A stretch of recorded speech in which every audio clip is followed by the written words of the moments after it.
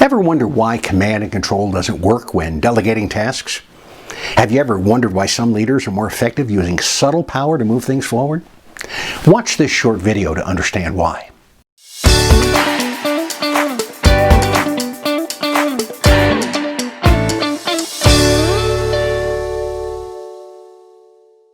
I'm Bob Wendover.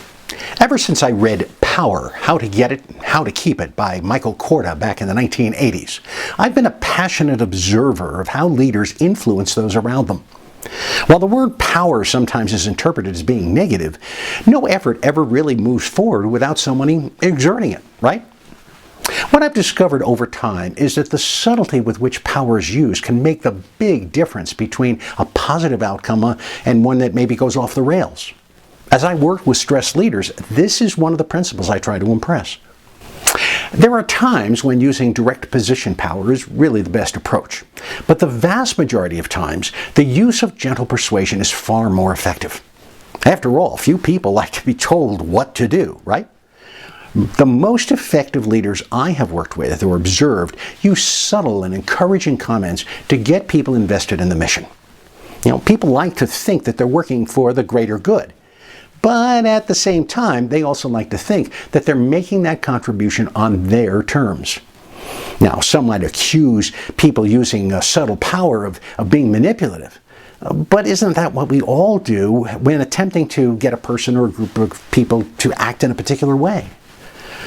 Some leaders get frustrated because they think the people around them should just be reading their minds. After all, these people are working for the organization and for them.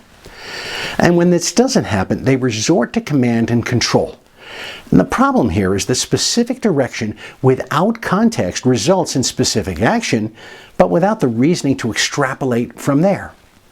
The worker who receives a direct order completes that task, but is reluctant to think 2 or 3 steps ahead, perhaps, without another specific instruction. And when something doesn't go as planned, they seek out the boss or instructions on how to deal with it.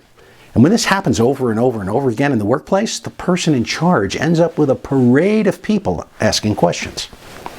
Effective leaders offer context and reasoning that those working for them understand and buy into.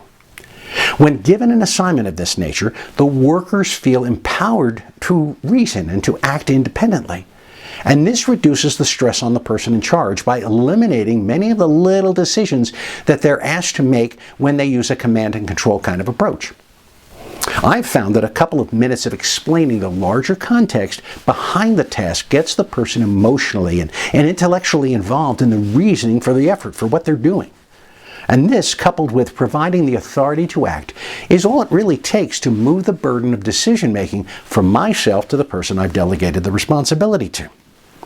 Does this work every time? No, but if they come to me with an issue that they should be acting on themselves, I respond by revisiting the reasoning that we had discussed when I assigned the task in the first place. And once they're reminded of that, I can ask then, well, given that, what do you think you should do?